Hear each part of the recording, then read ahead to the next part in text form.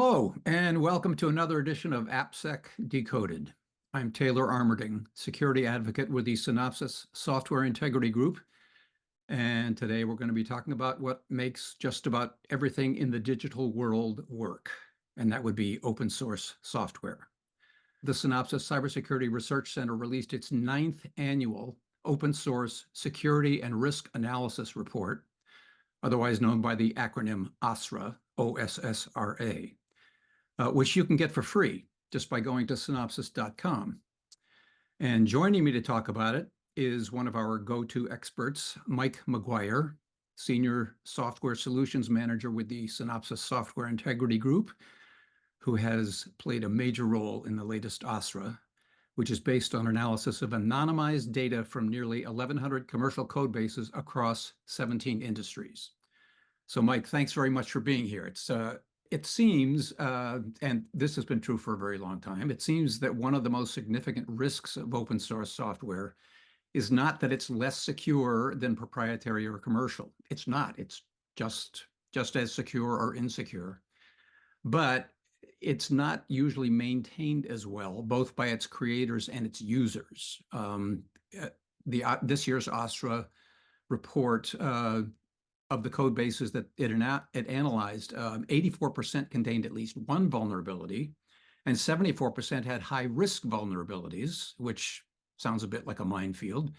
But the report also found that 91% contained components that were 10 versions or more behind the current version, which is basically, I mean, the makers and the creators and the maintainers are trying to keep it up to date. And so if those versions aren't being installed, it's the fault of the users who aren't applying those patches. So the question is there a way to get people to pay more attention to maintaining their open source? Yeah, well, let me start by saying this. Vulnerabilities and patch status. So you use some numbers to talk about the vulnerabilities that we identified in all these code bases, and then also the patch status, or how up to date all of the open source components are. Those two numbers and figures, while they might not seem like it at the surface, those are directly related because they both show and relate to an organization's inability to effectively manage their open source usage. Right. Now, bugs and vulnerabilities, that is just going to be part of software development. There's always going to be bugs. There will always be vulnerabilities. Some are going to be more severe than others. Some we know exist, some we don't know exist until it's too late and we have to sort of scramble to patch them. Right. But it's just a part of the business that we're in. But that's why newer versions of software, newer versions of these open source components are released. So if you aren't keeping up to date with the newly released patch or the newly released version, then you're not patching these issues. You're not patching the vulnerabilities or the bugs, much less you're just not getting the most efficient or up-to-date version of that component, which is a shame in and of itself, right? So I would say to answer your question, I know that was a long walk for a short drink of water, to pay more attention, to get folks to pay more attention to this issue, it really just needs to be made easier to track and manage dependencies. It's really hard. The scale of usage of open source software at 500 plus open source components on average per application, it's very, very difficult to track each new release and each new version of each and every component. And then when you dive down into that to sort of make the problem even harder, is it's not just big patches and releases that are coming out all the time. There's minor releases, then there's major releases, there's security releases, there's patches. So not only do you have to keep track of those, you have to understand which each and every one of them mean. And then do implement it.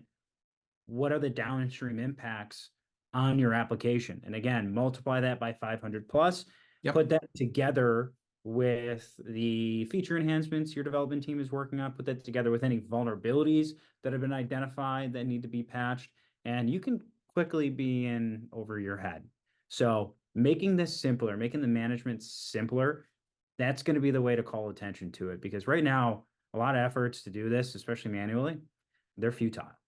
Absolutely. Well, and I've heard many times at security conferences that just as you said, if you make the secure way the easy way, it's much more likely to happen. Of course. And that's a perfect segue actually into my next question, which is the OSRA report noted, as you have said, the average number of open source components in an application was 526, which obviously means it's impossible to track and manage those manually, which means it requires an automated software composition analysis tool, SCA, another acronym. But talk about that a bit. Besides being much, much faster than humans, what are the benefits of an SCA tool, an automated SCA tool? Well, your number one benefit is going to be the visibility that the SCA tool Right. provides. Okay. I mean, this is visibility into your software supply chain. You get to see everything that makes up your application, everything that came before all of your proprietary or custom input into this application. So it takes the guesswork out of it. There's Yep. no more spreadsheets. There's no more development questionnaires, Hmm. which not only burdened development teams, but they just simply weren't accurate. It's too hard to know exactly what's being brought in, especially when you have things like transitive dependencies, when you have dynamically linked libraries, when you have dependencies that are based on the environment that a specific application is going to be running in. You Hmm. just don't have the ability to establish that visibility manually. So Right. SCA provides that visibility, and this visibility is going to be the main support to all the other benefits that it brings. So once you have this visibility, you can associate those identified dependencies to risk metrics. So associate those to known vulnerabilities. Continually monitoring those dependencies for newly disclosed vulnerabilities. Sure. Understanding what the license context is behind each of those dependencies, Right. right? Right. Open source is free from the money sense, but not free in the intellectual property sense. So understanding what you can and can't and must do with those license applications, and then just operational metrics. So you can start to see, okay, how old is this component? Is this the most recent version? Does this component have much community support? So you can start to look into that and make workflows and policy around those types of findings. And if there is an issue that does pop up, any SCA tool worth its salt is going to help remediate those issues. It's going to Hmm. give you the most recent upgrade. It's going to give you a patch or a workaround. And finally, SCA tools support open source usage, right? As we see, open source isn't going away. And I started off, and the reason I started off going on that big old kind of excursion on the benefits of open source is so that nobody here gets it twisted, right? There's nothing bad about open source. I argue that open source is extremely beneficial. Yep. Yep. It's just a different sort of patching and security paradigm Right. and a different risk paradigm. Yep. So it's not about trying to avoid it. And No. SCA doesn't help you avoid it. It could, but you're using it wrong. SCA Yep. helps you use it and live with it in harmony because it helps mitigate the risk associated with it, and then it fits directly into the development pipeline, Hmm. so you can use it without offsetting the impacts of it, which is development velocity, right? These SCA tools, at least the good ones, aren't going to slow you down. Another good segue, Mike. Thank you.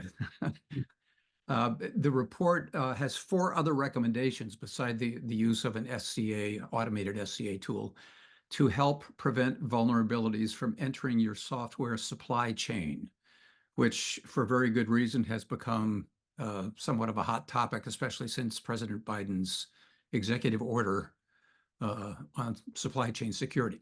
So let's go through each one of those individually. The first one, and this is another very, very hot acronym, SBOM, SBOM, which stands for Software Bill of Materials. And one of the recommendations to do that, create and maintain a software bill of materials.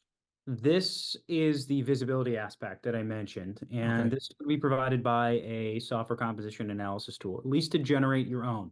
All right, we're talking to software builders or providers here, Hmm. software producers.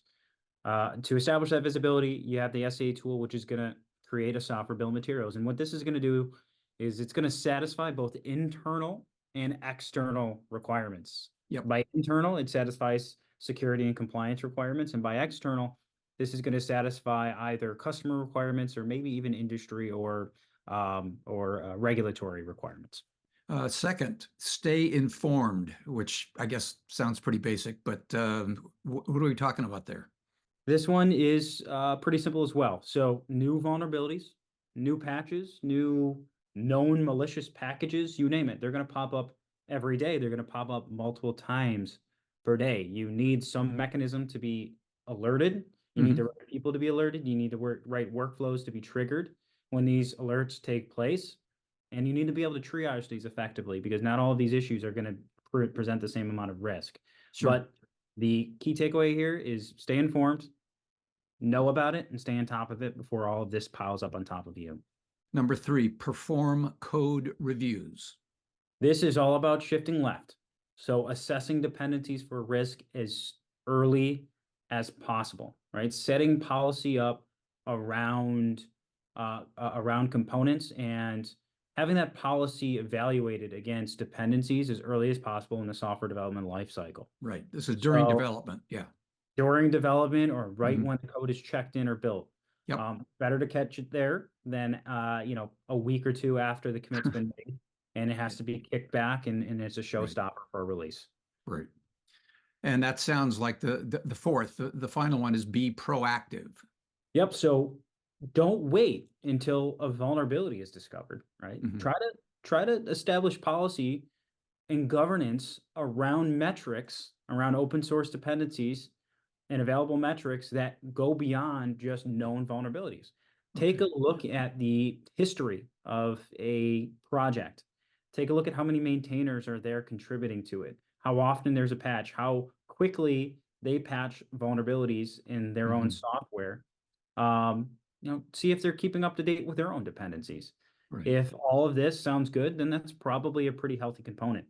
Yep. If it doesn't, then you might want to find an alternative because it's all about trying to prevent as many security issues from popping up and bogging down your workflows as much as possible. All right. Well, thank you, Mike. Thanks very much. We will have to leave it there. And keep in mind that you can get the entire report. It is free and it's available on our website, synopsys.com. But thanks to you, the online audience, for joining us on AppSec Decoded. And until next time, I'm Taylor Armerding for the Synopsys Software Integrity Group. We help organizations build trust into their software.